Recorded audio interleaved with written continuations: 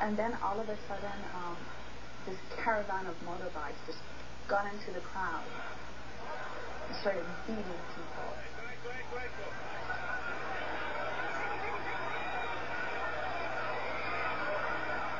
A special unit of riot police had been dispatched, trying to take back the streets.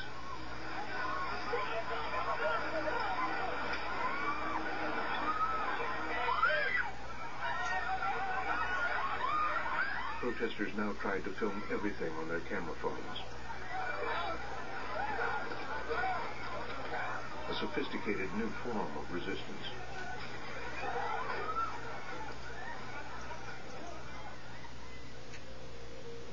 Neda's sister tells us Neda was part of the protest.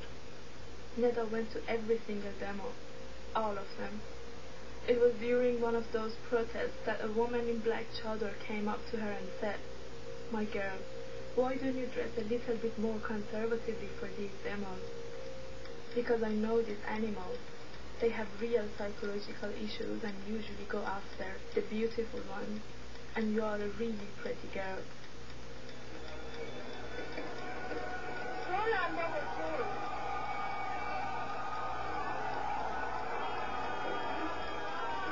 We were a few girls, and we thought that if we stand on the front line and start throwing stones, the police would be more hesitant to shoot at a girl or beat a girl. Little did we know that we would be the first people to get actually attacked.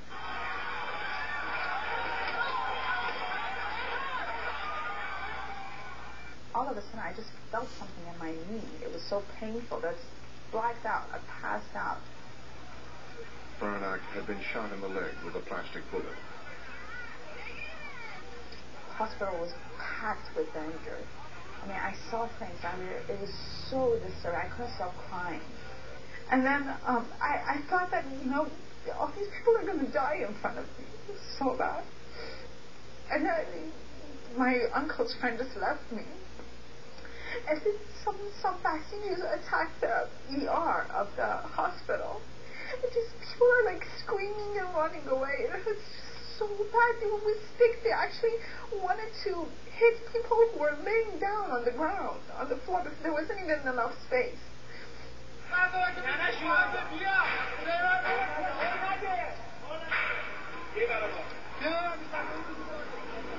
think the regime has been preparing for this for several years, in fact. And I think that we saw the first sign of it back in September 2007, when the new Revolutionary Guard commander announced, to the surprise of many Iranians, in fact, that their biggest threat now was no longer the great Satan, the United States. It was no longer external threats, but that the biggest threat to the regime really was coming from inside Iran.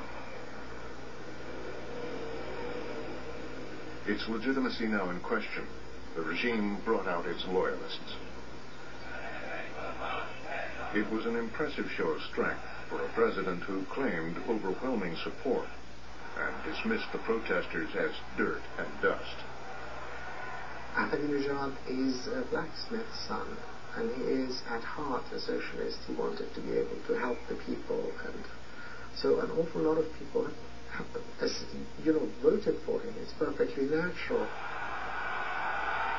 Nader Mokhtari is a columnist for a hardline newspaper who blames the violence on opposition leader Mousavi. If he had not said the election had been rigged without any evidence, substantial evidence, none of this would have happened. That's rabble-rousing.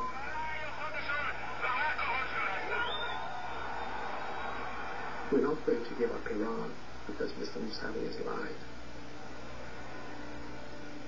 We will not give up Iran because we paid such a heavy price to have it. And this is the voice of the majority of Iranians. It was turning into a war of numbers. The opposition fought back with a massive demonstration through the heart of Tehran, the largest since the 1979 revolution. A fact not lost on a former revolutionary elite who's turned against the regime. What they don't want to accept, they don't want to understand. This is the people of Iran. Like the Islamic Revolution. That was the people of Iran as well. Like the Constitutional Revolution. This is the majority of the people who want freedom. who wants democracy, wants human rights. Mohsen Sazagara was watching events unfold on the internet, along with millions of other Iranians abroad, and posting his own messages of support. This is the generation of internet. This is the generation of globalization era. This is the generation which doesn't believe in revolutionary ideology anymore. They want to live like the other young people in other countries. They prefer to be international, to have no conflict with any country. Maybe they want secularism. They don't like the Islamic regime anymore, religious regime anymore. Somewhere in the crowd was Neda, along with her new boyfriend, Caspian Makan. There were 7 or 8 of us in the crowd. We were a bit tired. We sat down to have a rest. And there, for a second, I saw them together. I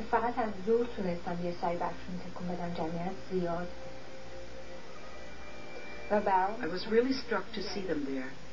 I realized then this had engulfed all the population because I knew Caspian was not political. So far that day, the protests had been largely peaceful. But outside of the CG militia station, a clash with protesters was becoming violent.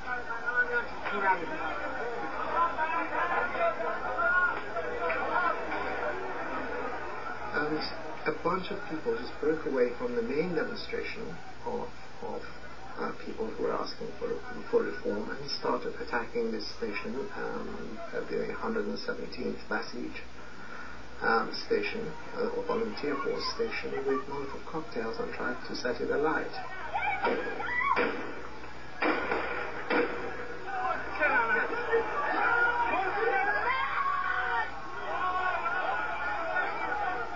You imagine someone trying to set fire to a military base in the middle of London. You can imagine the reaction from the security forces. The regime now felt justified using live rounds.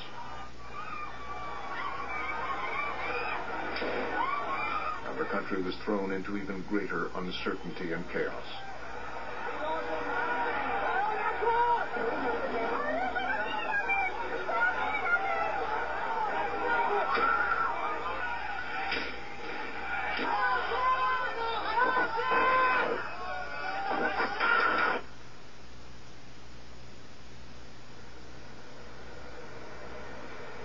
This is when, on June 19th, at nationally televised Friday prayers, the nation looked to Supreme Leader Ayatollah Khamenei to declare himself about the disputed election.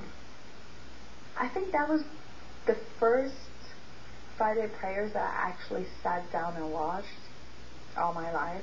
I think everybody in Iran watched that Friday prayer.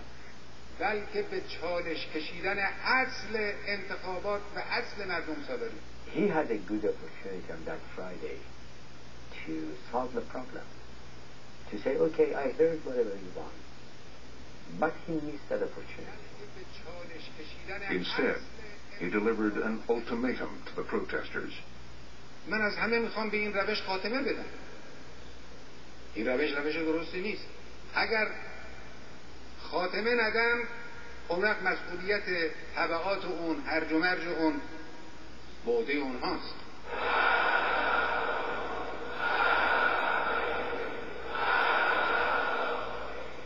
He basically said that I'm giving you the green light to shoot people, to kill them.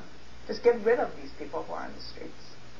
And we all knew that if we didn't go out Saturday and protest, this movement would just die out. Alright? And it was amazing how everybody came out on Saturday again. I mean, I was one of them. And I was scared. I mean, I had never been this scared in my life. Neda didn't sleep at all the night before the horrific day. My mom pleaded with her not to go out. My mom was really worried.